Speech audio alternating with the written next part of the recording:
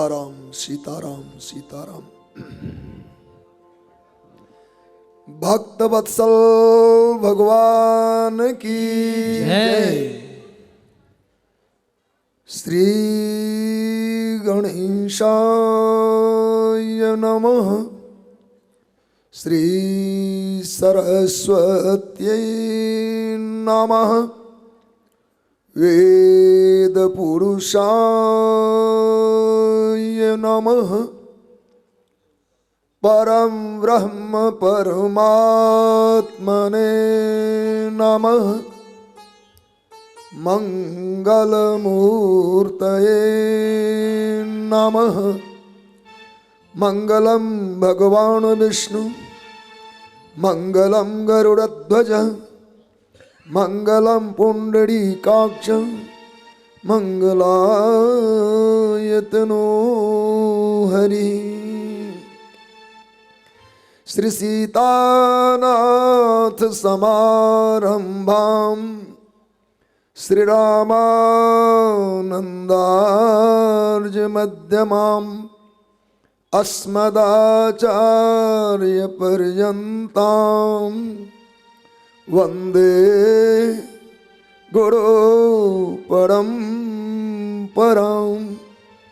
अज्ञानतिमिरान्धस्य ज्ञानाञ्जनशलाकया चक्षुरुन्मीलितं येन तस्मै श्री गुरुवे नमः। नमोस्तु रामाय सलक्ष्मणाय दिव्यै च तस्यै जनकात्मजायै। नमोस्तु रुद्रेन्द्र यमानिलेभ्यो। नमोस्तु चन्द्रार्क मरुद्गणेभ्यः। श्रीरामं रामानुजं सीतां भरतं भरतानुजं सुग्रीवं वायुसूनुं च प्रणमामि मुहुर्मुहुः। नीलाम्बुजश्यामलकोमलाङ्गं श्रीसीतासमारोपितवामुभागं पाणौ महासायकचारुचापं नमामि रामं रघुवंशनाथं। वन्दे विदेहतनया पदपुण्डरीकं कैशोरसौरभसमा हृतयोगिचित्तं। हन्तुं त्रितापमनिशं मुनिहंससेव्यं सन्मानशालि परिप्रीतिपरागपुञ्जम् अतुलितबलधामं हेमशैलावदेहं तनुजवन् कृशाणुं ज्ञानिनां अग्रगण्यं सकलगुणनिधानं वानराणामुधीशं रघुपतिप्रियभक्तं वातजातं नमामि। कुन्दयन्दुदर्गौरसुन्दरम् अम्बिकापतिम्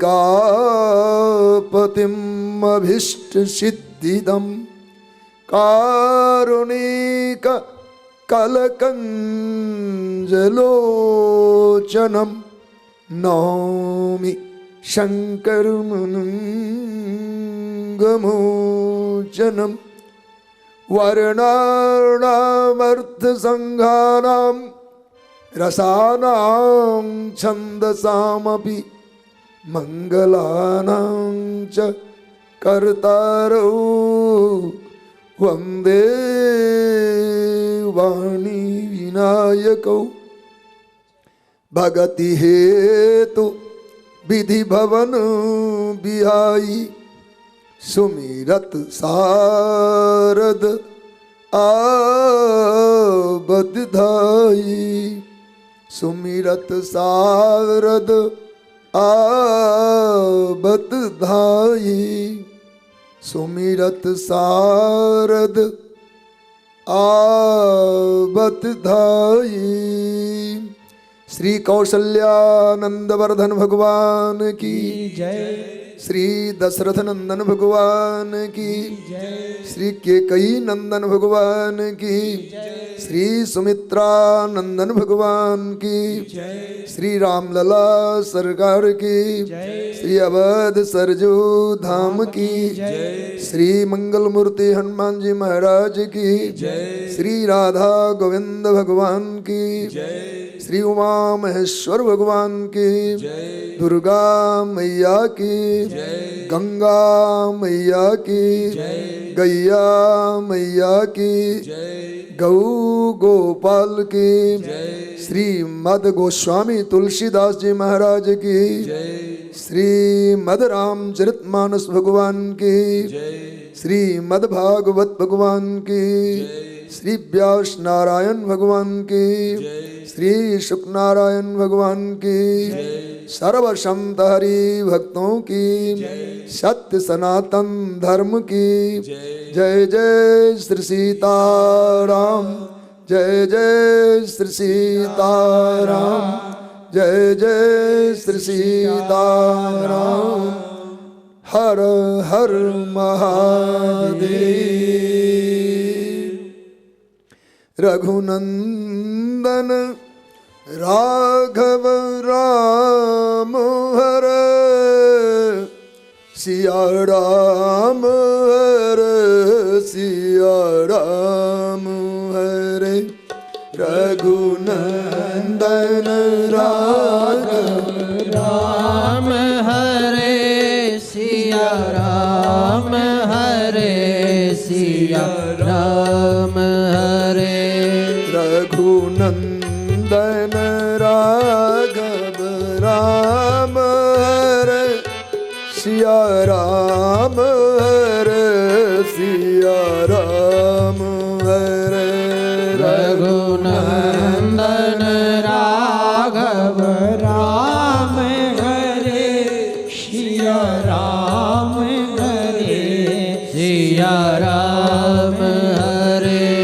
रघुनंदन राघव राम हरे, सिया राम हरे, सिया राम हरे। रघुनंदन राघव राम हरे, सिया राम हरे, सिया राम हरे। रघुनंदन राघव राम हरे, सिया राम हरे, सिया राम हरे। रघुनंदन राघव राम हरे, सिया राम हरे, सिया राम हरे। सिया राम हरे, सिया राम हरे, सिया राम हरे,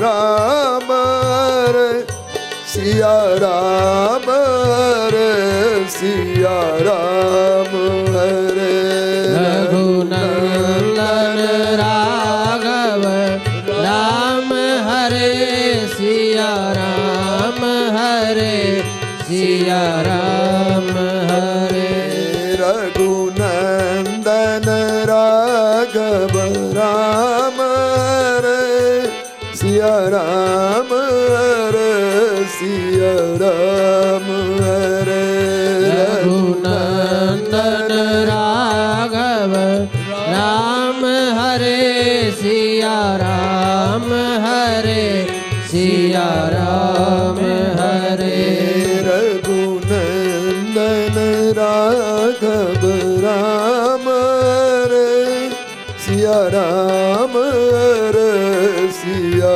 राम हरे रघुनंदन राघव राम हरे सिया राम हरे सिया राम हरे रघुनंदन राघव राम हरे सिया राम हरे सिया राम हरे भक्तवत्सल भगवान की जय। श्री कौसल्यानंदवर्धन भगवान की जय। परमानंद कंद आनंद घन प्रातपर प्रभु भगवान श्री राघव तीर्थ विराजित देवी देवगण स्थान विराजित देवी देवगण आवाहित पूजित देवगण ऋषिगण पितृगण समुपस्थित संत वृंद विद्वज वृंद सज्जन वृंद भगवान नेमी प्रेमी श्रद्धालु भक्तगण श्रद्धामूर्त माताएं परम पावन मानस गंगा में हम सब अवगाहन करते हैं। पुण्य सलीला भागरथी जी के तट पर श्री राम रस अमृत में राम कथामृत में अवगाहन करने का सुयोग भगवान की अहेत की कृपा से हम जीवों को प्राप्त हुआ है। यह जीवन धन्य हो, यह जीवन कृतकृत्य हो, इसके लिए इससे बढ़िया कोई साधन हम जीवों के लिए नहीं है। इन पावन कथा कीर्तन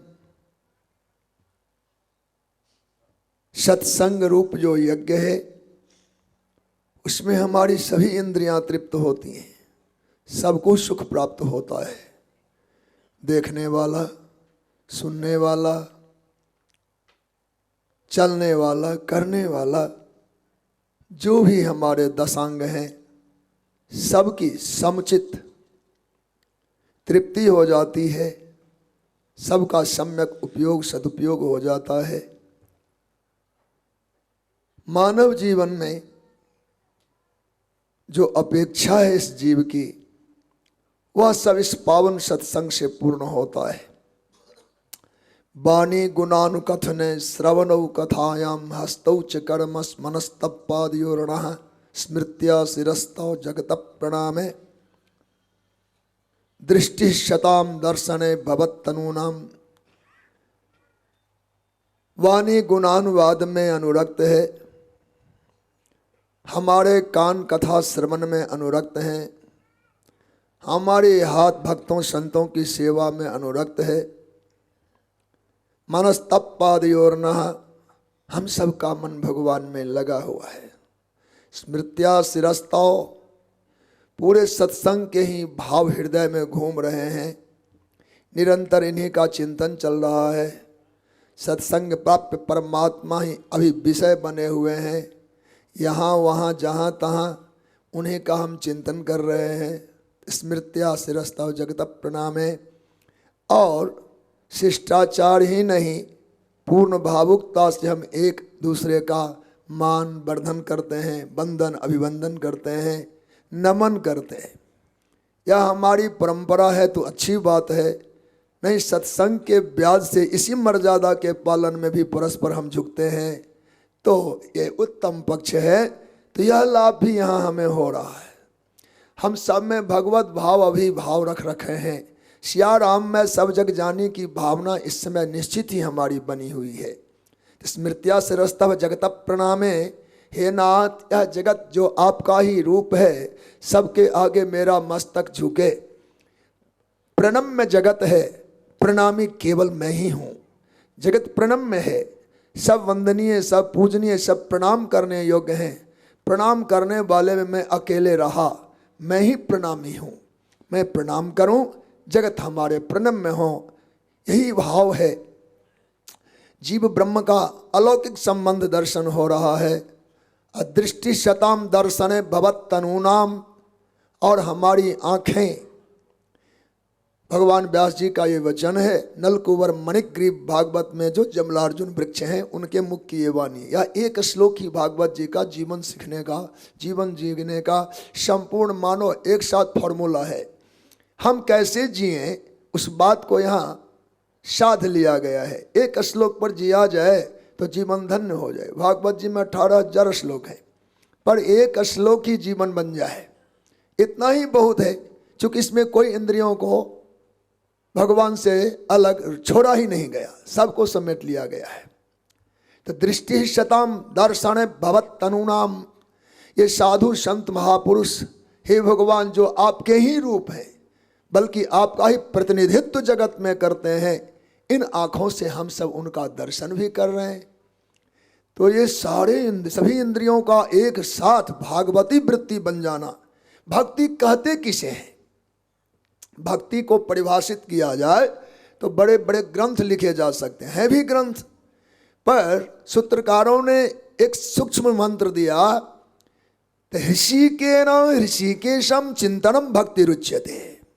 भक्ति किसे कहते हैं? का ऋषिकेन ऋषिकेशम चिंतनम भक्ति रुच्यते। ऋषिक नाम हमारी इंद्रियों का है। जो हमारी इंद्रियां हैं इनका नाम ऋषिक है। हाँ मेरी लगा हुआ है ऋषिक।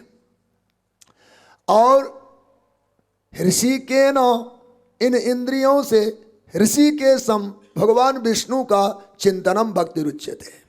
भक्ति किसे कहते हैं? हमें जो भगवान ने इंद्रियां प्रदान की, इन एक एक इंद्रियों से भगवान का चिंतन होता रहे, भगवान की सेवा बन जाए तो जानिए इसी को भक्ति कहते हैं।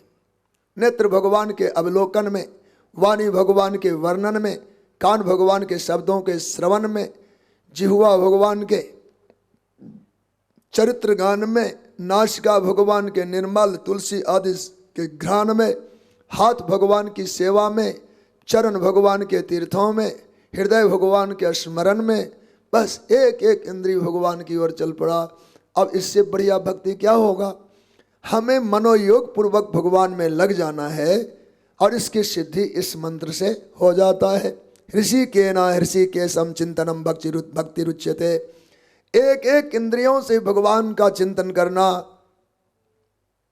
एक एक इंद्रियों से भगवान की सेवा करना और अपनी मनोवृत्ति को भगवान की ओर ले चलना, इसी का नाम भक्ति है। वैसे तो भक्ति के नाम पर बहुत सारी बातें होंगी जो हम समझें ना समझें, पर सीधी सी बात यही है। तुलसी बाबा ने विनय पत्रिका में एक पद लिखा, जानकी जीवन की बलि जई हों, जानकी जीवन की बलि जई हों। चित्त कहे राम चित्त कर है, तो जानकी जीवन की बलि जई हों, उसमें भाव रखा बाबा तुलसी ने, श्रवणन यान कथा नहीं सुनी हो, रसना और न गई हो, रोकी हो नयन बिलोकत और ही शीश ईस ही नहीं हो। तो एक एक इंद्रियों को भगवान की ओर ले जाने की बात बाबा तुलसी ने वहाँ अनुमोदन किया है कि जीव हमारे ही पथ का पथिक बने, हमारे ही मान्यता का आदर करें। हम संसार क्यों देखना चाहेंगे? हमें भगवान देखें।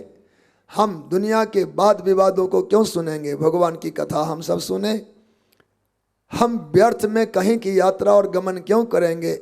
भगवत विषयक यात्रा हो। तीर्थ में हमारी कामना थी, भगवान का यहाँ चिंतन करेंगे, भजन करेंगे, यहाँ भगवती गंगा जी का स्मरण करेंगे, दर्शन करेंगे, स्नान करेंगे। तो यह सब मिला करके हमारी उपासना का सर्वोपरि फल मिला। हम सबको भगवान की सेवा का अवसर प्राप्त हुआ। मानव जीवन धन्य हो, मानव जीवन सार्थक हो। यह सब साधन यदि जीवन में नहीं बनता हो तो फिर हम अपने जीवन को क्या महत्व दें? और इस जीवन का महत्व रहा ही क्या? एक मंत्र शास्त्रों में आया है, पुलाका इव धान्येषु पुत्यंडा इव पक्षिषु तद विधास्ते मनुष्येषु जेषाम धर्मो न कारण। पुलाका इव धान्येषु, पुलाका नाम है पोला का। पोला माने खोखला, खाली। खाली को हम लोग पोला कहते, बड़ा पोला है यानी खाली है। पुलाका इव धान्येषु, फसलों में वो वाली जो पोला है, पुलाका है, खाली है, जिसमें दाने नहीं है।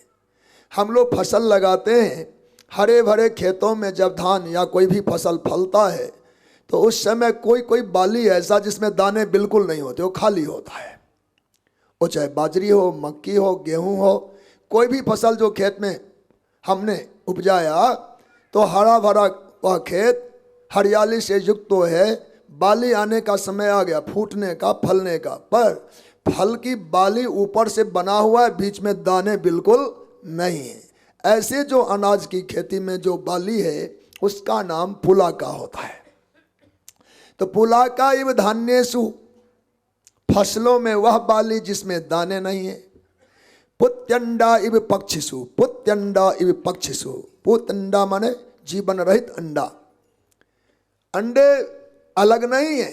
पक्षियों के जो अंडे होते हैं उनके आकार में कोई भी भिन्नता नहीं है। पक्षी की मादा 2-4 जो अंडे दिए, ऊपर से आकार बिल्कुल बराबर है, बराबर है, पर सभी अंडों से बच्चे निकलते नहीं, सभी अंडों में जीव होता नहीं।